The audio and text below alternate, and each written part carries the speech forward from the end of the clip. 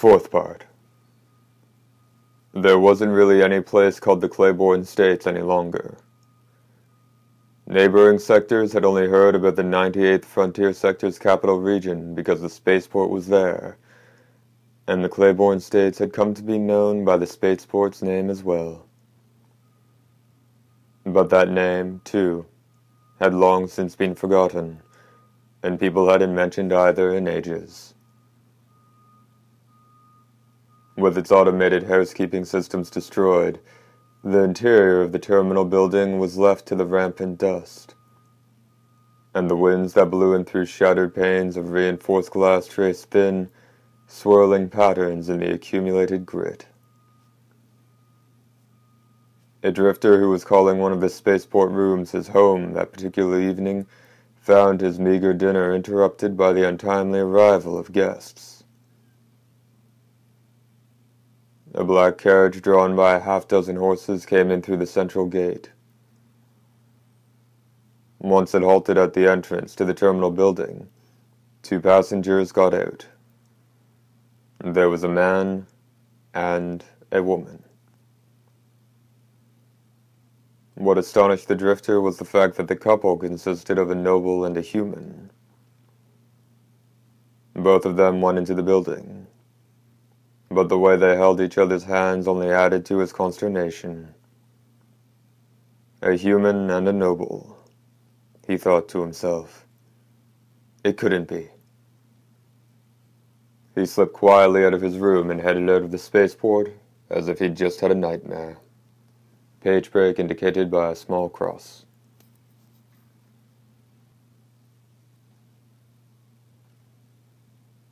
The pair stood dazed in the blue dusk of the lobby. Or, to be more precise, only Merling was dazed.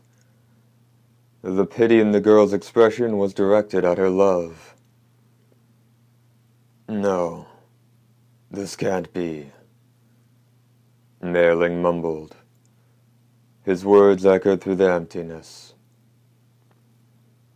The only ships for sailing to the stars visible in the vast complex were horrible derelicts. A photon-powered spaceship with melted engines, a galaxy ship crushed in the middle, a dimension-warping schooner wrecked beyond repair. It was a quiet and cruel death that covered the apron. There was no road out there that might carry them together on a voyage among the stars. It can't be, Merling stammered. The rumors said. In his mind, rumors that the spaceport still operated on a small scale must have seemed more and more real with each passing day, taking shape and becoming the absolute truth to him. Knowing his kind was doomed, even declaring as much himself, he remained a noble after all. As he stood paralyzed, a hand gently pressed upon his shoulder. He saw the girl's face, her perfectly placid expression. It doesn't matter, she said. We'll go somewhere else now. So long as I'm with you, I'll go anywhere. Together, forever. Until death do us part. But I can't die, Merling replied. Tears welling in her eyes as they clung to him, the girl said in a determined tone, In that case, make me just like you. I can't do that. I don't mind. The girl shook her head. I don't mind at all. I was prepared for that from the very start. Blue light tinged the faces of the young couple. Merling's face slowly approached the nape of the girl's neck. The girl had her eyes shut. Her long, lovely eyelashes trembled. When she felt the lips of her beloved on the base on her neck, her eyes snapped open. A scream echoed through the lobby. Merling stared in amazement at his love, who'd pulled free of him with that scream.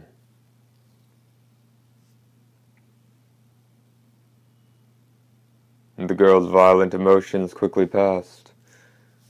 A tremendous feeling of remorse showed on her face. Her lips quivered. I... That was a horrible thing for me to do, she stammered. Merling smiled. It was the smile of a man who just lost something. It's okay, he said gently. We're fine the way we are. If you should wither and die first, I shall follow after you. The girl crushed herself against him and hung on for dear life. She said not a word, but he softly stroked her quivering shoulders. Shall we go, then? He suggested. Though the pathway to the stars is barred to us, we may yet journey across the earth. The girl looked up at him and nodded, stroking her waist-long hair in sympathy. He let his eyes wander to the lobby's exit. A figure in a black coat suddenly stood there. The blue pendant at his breast and his unsettling beauty burned into the noble's retinas. Holding his tongue, Merling pushed the girl aside. Your trip's over, Dee said. Give me the girl. Take her, then. That is, if you survive, Merling said gruffly. He made no effort to keep his lady love by his side and avoid the fight. This way, if you don't mind, Layla said to the girl as she came over from one of the other walls, took the girl by the hand, and brought her to the corner of the room. Dee walked toward Merling. He stopped with 10 feet still between them. You know, Dee, Merling said, discharging the words like a sigh. There's no road to the stars, after all. But then you knew that all along, didn't you? Dee didn't answer.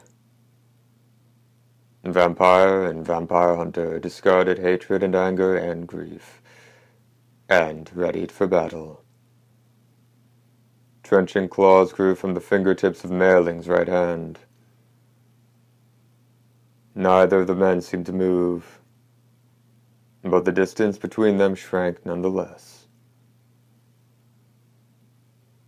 A horizontal flash of black shot out, and Dee took to the air without a sound. The eldritch blade that howled with the hunter's downward swipe hit Merling's left arm with a shower of sparks. Again, the black claw swiped out in an attack, and again, they met on the air as Dee leapt back 6 feet. This lobby, where nothing save ages of decay sat in stagnation, was playing host for this one night alone to a condensed conflict between life and death. Patriarch indicated by a small cross. While her eyes were riveted to the pair's deadly battle, Layla felt warm breath brushing the nape of her neck. Come this way, someone said to her. The voice was seductive and female. Oddly enough, the girl didn't seem to notice it at all. Come this way, it said again. Even when Layla quietly slipped to the rear, the girl and her soul remained prisoners of the deadly duel before them. A knife of some sort was placed in Layla's right hand. "Take this and stab the girl," the voice told her. "Kill her." The speaker must have still believed Merling would be hers if only she disposed of the girl. Layla nodded. Her grip tightened on the handle of the knife. Circling around behind the girl, she stealthily raised the blade. "Now," the voice commanded. Layla did a flip. Caroline's rapture-twisted face was right in front of her own now.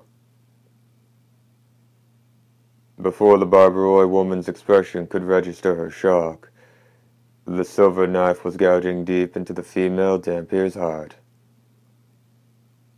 What's more, out of apparent concern about distracting the pair of combatants from their battle, Layla took the added measure of clamping her left hand down like a lid over Caroline's lips.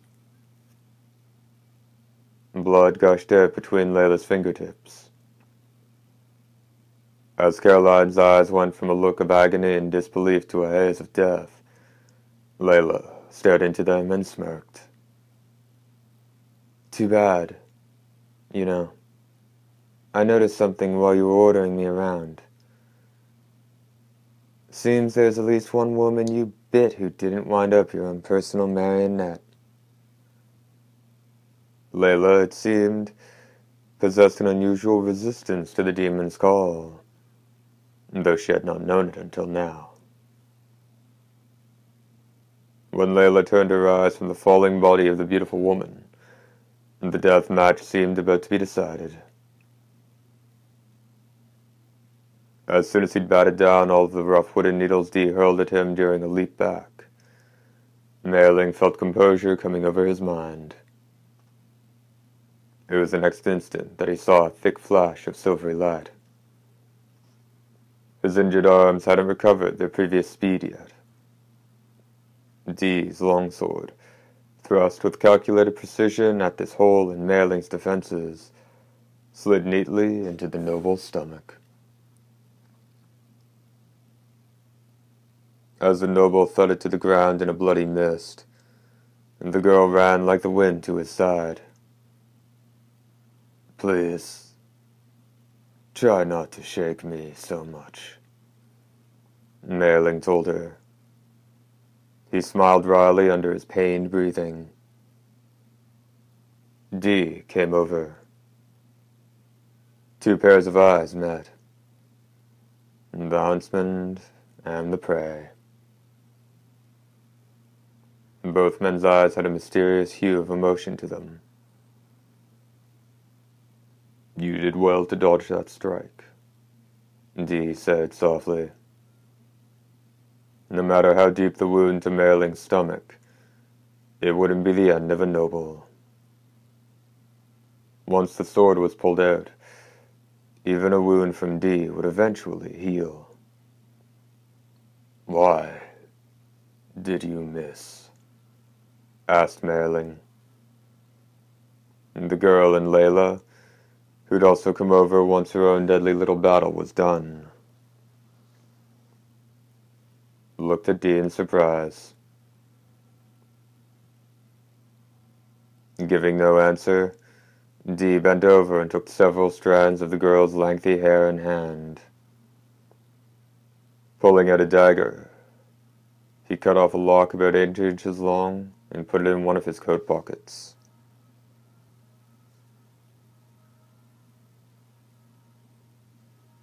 "So long as I have some of her hair, the sheriff's office will be able to confirm her identity," he said. "Baron Merling and his human love are dead. Never show yourselves before mankind again." An indescribable light welled up in the girl's eyes. Dee took hold of the hilt of his long sword and pulled the metal out of Merling's body. His blade rasped back into its sheath. "There's the 10 million right there. Easy money." Without another word, Dee walked toward the exit. Dee, Layla shouted. She was about to go after him, but at that moment a roaring wind caught her ear.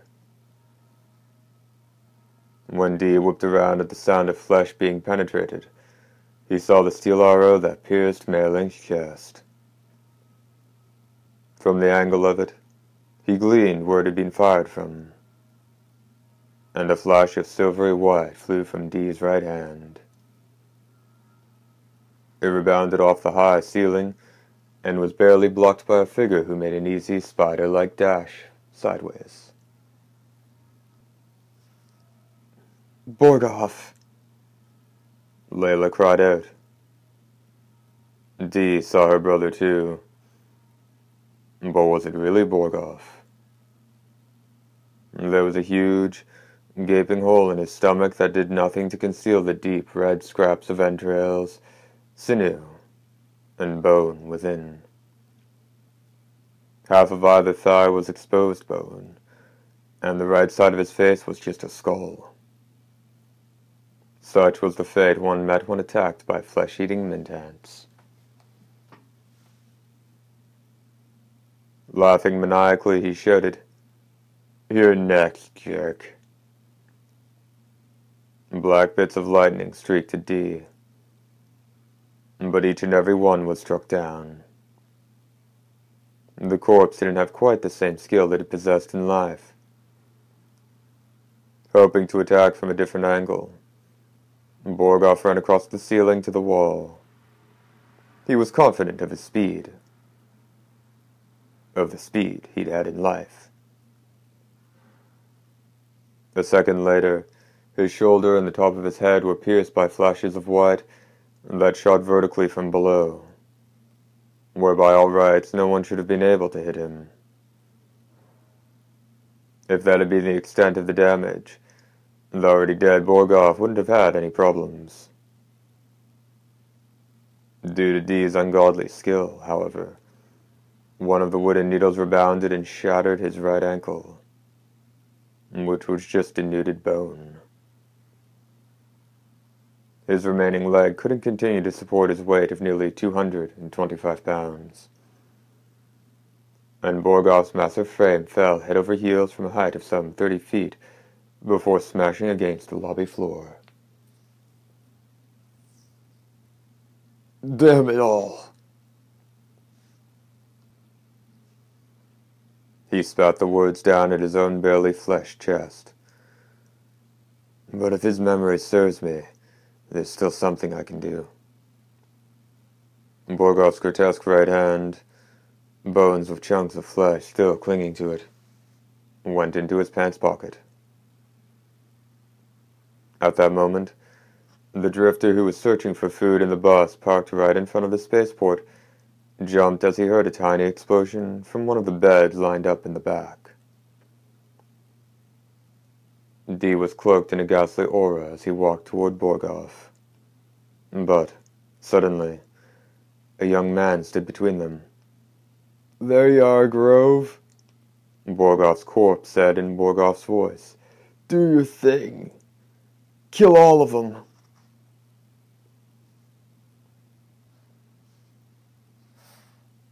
Before he'd finished speaking, Dee leapt. His long sword sank into the youth's shoulder and went through it like water. The youth wasn't looking at Dee. He was gazing at the long-haired girl in a corner of the lobby as she cradled a figure in black and sobbed. A hue of sadness suddenly invaded his flushed face. He shook his head ever so slightly from side to side. Grove! Borgoff stammered in disbelief. Before his brother had finished saying his name, the young man became transparent, then quickly faded away. One agony seemed to force Grove's desiccated form to sit up in bed. The horrified drifter inched ever closer to him, but the instant the youth appeared before him, The intruder was scared out of his mind. The youth's sad gaze was trained on the convulsing body, and then he put himself against it. The second he did, he started to melt into the feeble form, and a shudder ran through the still, upright body. Then it moved no more. Walking to Borgoff's body, Dee quickly pressed the palm of his left hand to his chest. There was an anguished cry from Borgoff's feet. Something squirming around inside Borgoff's thigh seemed to be gradually rising toward his chest, inch by inch, as if it was being pulled up on a string. Past the stomach it went, slipping through organs left exposed by the gaping wound, and when it reached the spot directly under the palm of Dee's hand, the crunch of meat and bone reverberated. It gave a scream in its death throes, but that ended soon enough. Dee pulled his left hand away. The tiny mouth in the middle of his palm opened. From it, something like a catfish tail wriggled out, but it was soon sucked back in. Once again, there was the crunching sounds of mastication, and then its tongue lolled out to lick its lips before disappearing, lips and all. Without even a glance at Borgoff, it was now a true corpse. Dee turned in the girl's direction. She'd fallen by Merling's side.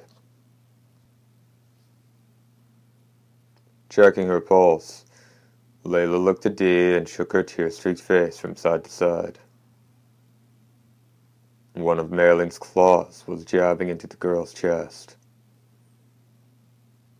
And the girl had taken hold of it and thrust it into her own bosom. Dee's gaze was somewhat wary as he looked down at the amazingly serene countenance she wore in death. He heard Layla's voice from somewhere. Love so great. So why does it have to go so wrong? The human and the noble, each died as they'd lived. The human as a human, the noble as a noble. She said thank you, Layla said absent-mindedly. Dee took the log of hair out of his coat pocket. That was all that remained of the girl now. Sometime later, the drifter, who had received a large sum in gold from the gorgeous young man in black to bury the pair, stepped into the lobby.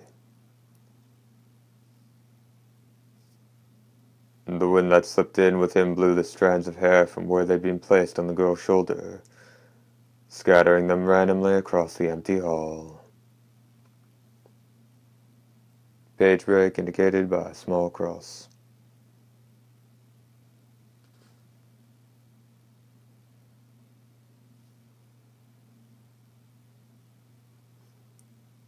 At the entrance to the spaceport, Layla got down off Dee's horse. I'm going to this town up north, she said to the gorgeous countenance trained on her. It's a little place, and it's always covered with snow. But this young guy who runs the butcher shop there asked me to marry him once. He's the only guy who ever knew my last name and said it didn't matter. By now, he's probably got a wife and kids already. But then he said he'd wait as long as he had to. I'm sort of counting on that. Dee nodded. Godspeed, he said. Right back at you. Dee urged his horse forward.